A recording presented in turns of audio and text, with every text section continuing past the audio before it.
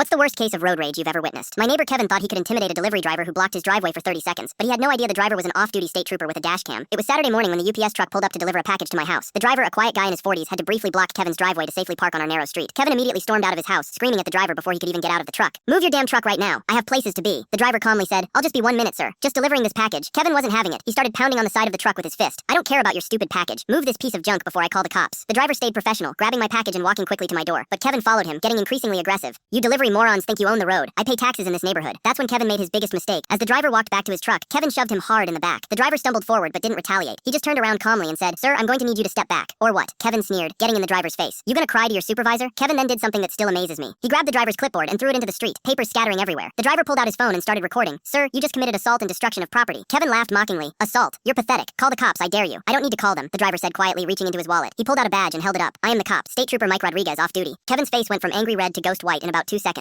I didn't know," Kevin stammered, suddenly backing away. "That doesn't matter," Rodriguez said, still recording. "You assaulted a person doing their job and destroyed mail company property." Kevin tried to salvage the situation. "Look, officer, this is just a misunderstanding. We're neighbors, we can work this out." Rodriguez shook his head. "The assault is on video, sir. My truck has a dash cam that recorded everything." He walked over to the UPS truck and pointed to a small camera mounted on the dashboard. "It captured you shoving me in the back and throwing company property into traffic." Kevin started panicking. "Come on, man. It was just a little push. Nobody got hurt. Assault doesn't require injury," Rodriguez explained patiently. "Just unwanted physical contact with intent to harm or intimidate." By now, half the neighborhood had come out to watch. Kevin realized he had an audience for his humiliation. "I'll pay for any damages," Kevin pleaded. "Can't we just forget this happened?" Rodriguez bent down and started collecting the scattered papers from the street. "Mister," he looked at Kevin expectantly. "Williams," Kevin mumbled. "Mr. Williams, you have 2 choices. I can arrest you right now for assault and destruction of property, or you can wait here while I call my supervisor to handle this officially." Kevin chose option 2, probably hoping for leniency. 20 minutes later, 2 state police cruisers pulled up. Kevin was handcuffed in his own driveway while the officers reviewed the dashcam footage. The arresting officer walked over to Rodriguez. "Mike, this guy really assaulted you over a blocked driveway? Shoved me in the back and threw mail property into traffic," Rodriguez confirmed. All on camera. Kevin was charged with assault, destruction of property, and interfering with mail delivery. The mail charge made it a federal offense. 3 months later, Kevin pleaded guilty and got 6 months probation plus community service. He also had to pay $2,500 in fines and restitution. The best part, the judge ordered Kevin's community service to be spent helping load trucks at the postal distribution center. Kevin moved out of the neighborhood 2 weeks after his sentencing. Apparently, having all your neighbors know you're the guy who got arrested for attacking a mailman was too embarrassing. Rodriguez still delivers to our street sometimes. He always waves when he sees me, and I always make sure Kevin's old driveway stays clear. Sometimes road rage meets the exact wrong person at the exact wrong time.